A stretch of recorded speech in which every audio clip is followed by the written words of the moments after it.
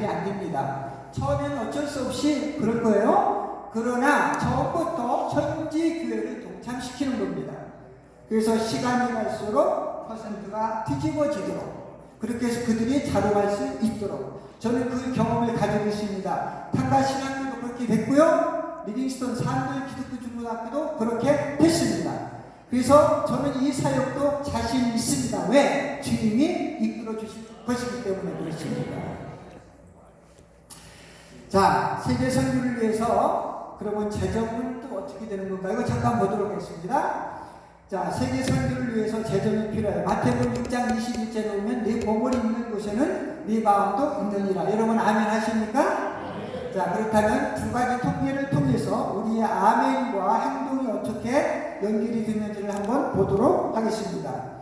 전 세계의 크리스찬들의 인컴입니다.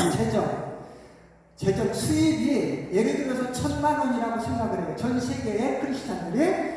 근데 그 1,000만 원 중에 98.3%가 나를 위해서 사용하는 거예요.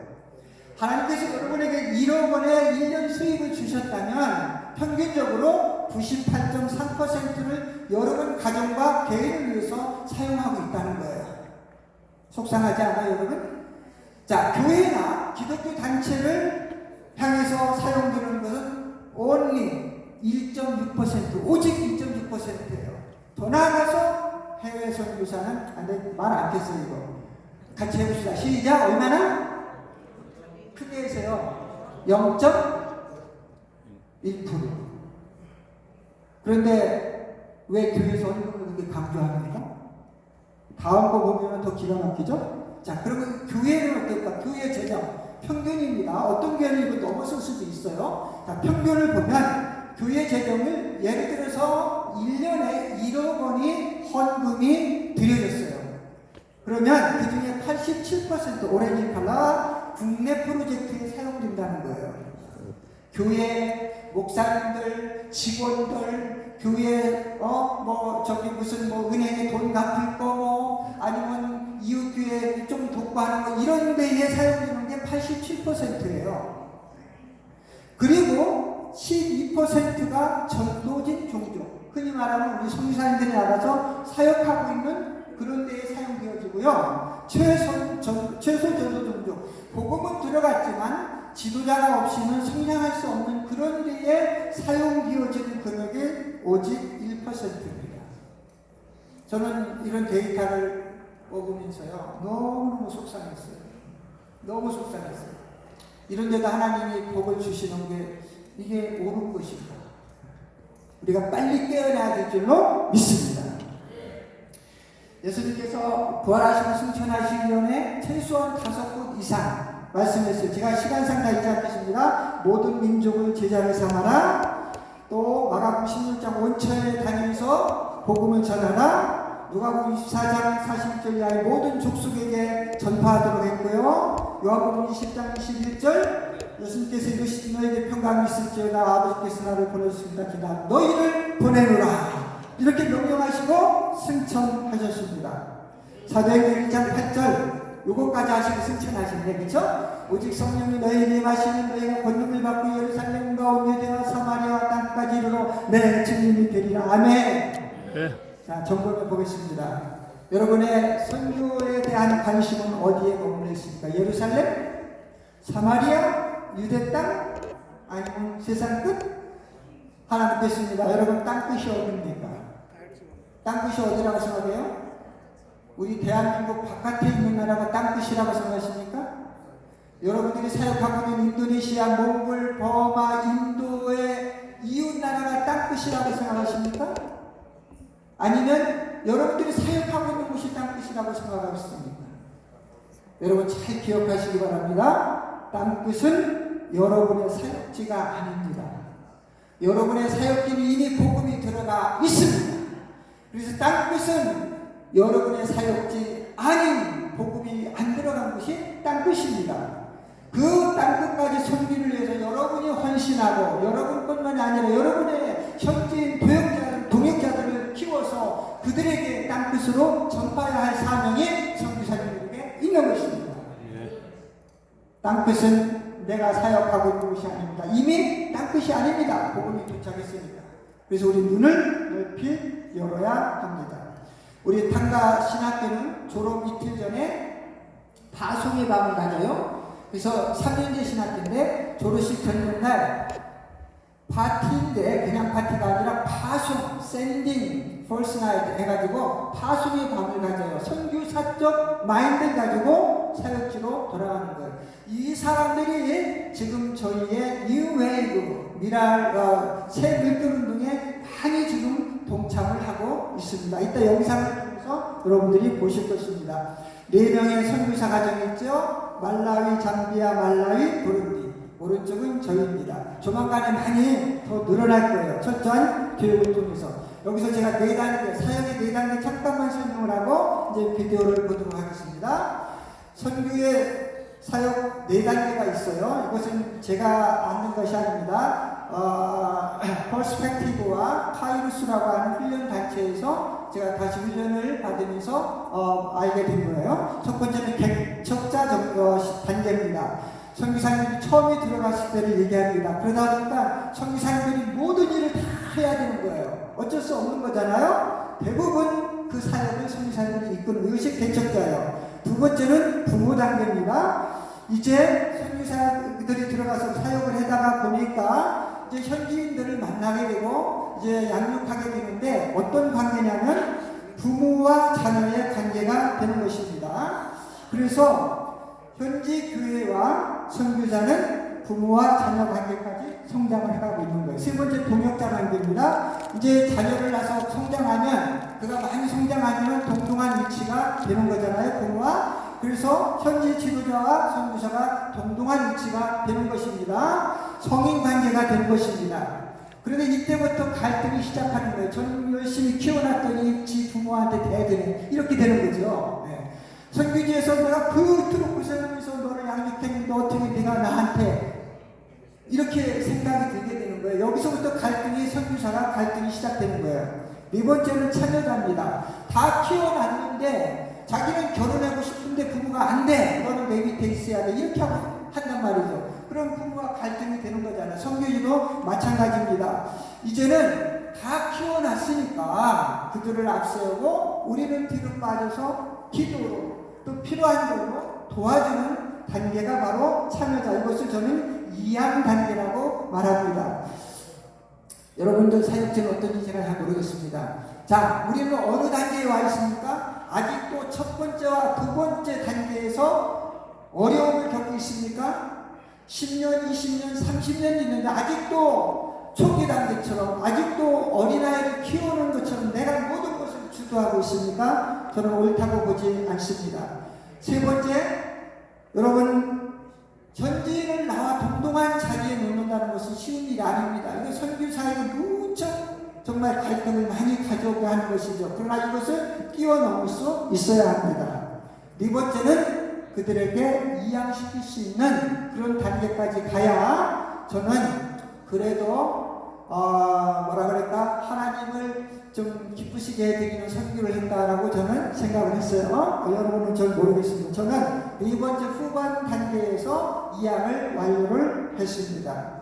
여러분 선교는 목숨을 거룩한 전쟁입니다. 경쟁이 아닙니다. 생사를 가르는 영적입니다. 내 목숨을 얻으려고 하면 잃을 것입니다. 그러니까 잃고자 하면 얻게 되는 것이 선교입니다. 그리고 선교는 어떻게 보면 여리고성을 무너뜨리는 영적 전쟁입니다.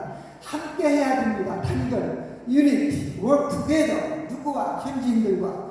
그 다음에 인내심, 아까도 강의 들었죠? 또 주님을 앞세워야 되고요. confidence, 확신을 가져야 합니다. 그러면 반드시 하나님께서 귀한 열매를 맺어 주실 줄로 믿습니다. 아멘. 5분 25초 남았는데 4분 영상 보겠습니다. 이 두 번째 뉴웨이브 선교사 파송을 하는 그 영상입니다. 이것을 보고 제가 마치도록 하겠습니다.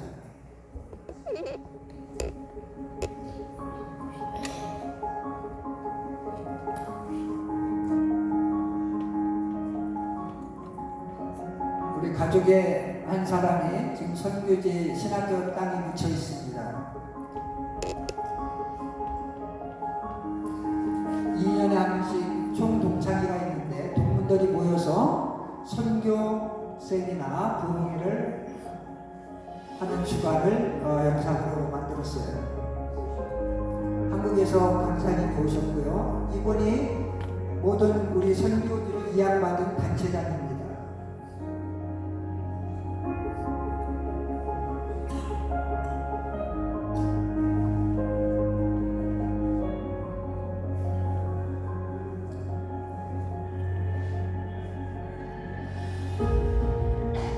저와 집사람과 또 현지 지도자, 또 한국에서 주강사님 이렇게 네 분이 선교에 대한 강의를 했어요. 한국의 부흥회도 소개하고요.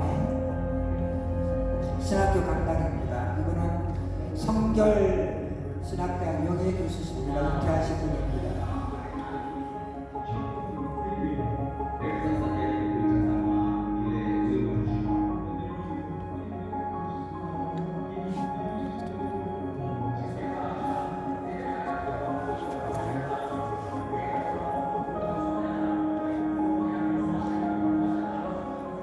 동문들이 자기 동문들 선교사 파송 받을 이들 위해서 기도해주는 시간입니다.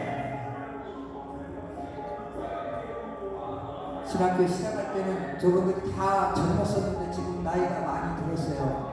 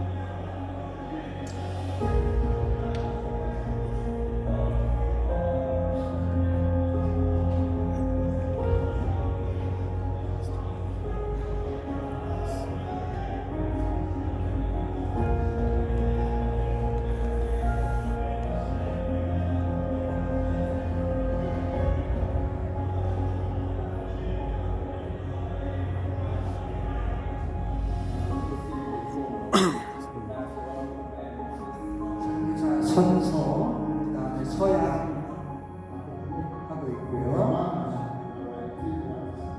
다 우리 신학교를 졸업하고 목회를 다 하던 목회자들이었습니다.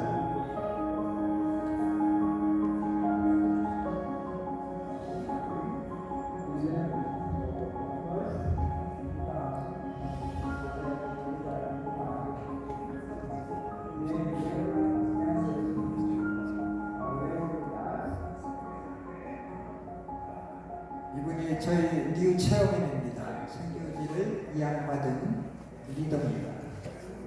한국의 아시아연합신학에서 석사를 공부했습니다. 초창기에 공부를 시켰죠. 학교로 보냈죠. 모든 지도자를 위해서.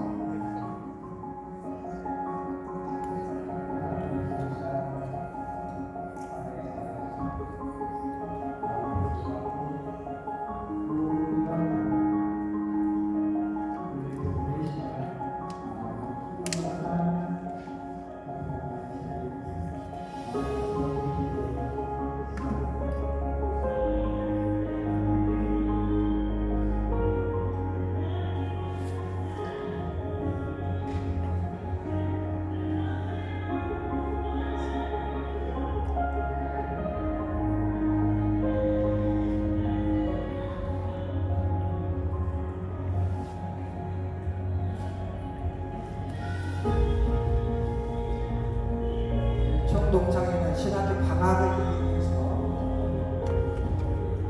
2년에 한 번씩 8월 첫 주간에 하고 있습니다.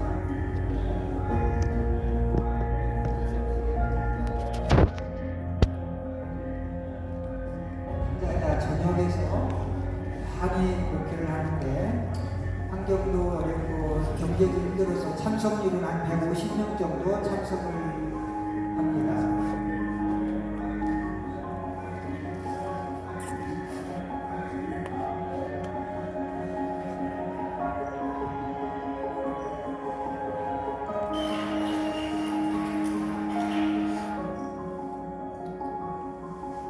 우리 강사님들한테 현지 옷 선물을 했어요. 이것이 우리 동문들, 참석한 동문들, 우리도 이 일에 함께하겠다고 서명한 종입니다.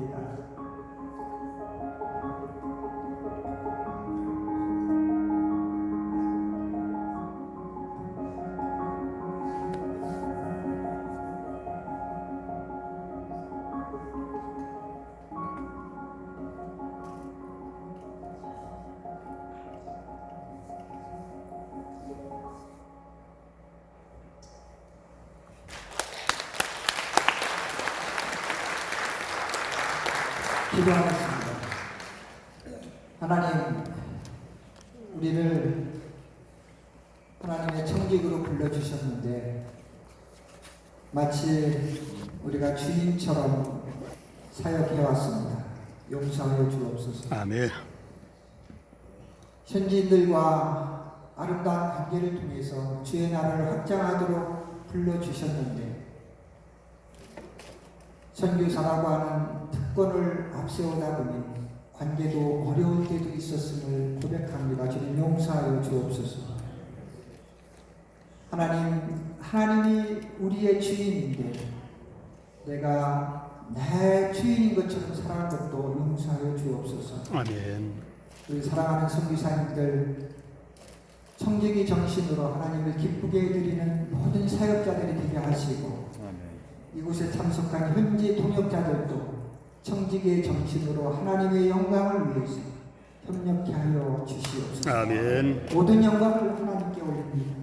예수님의 이름으로 기도했습니다. 아멘.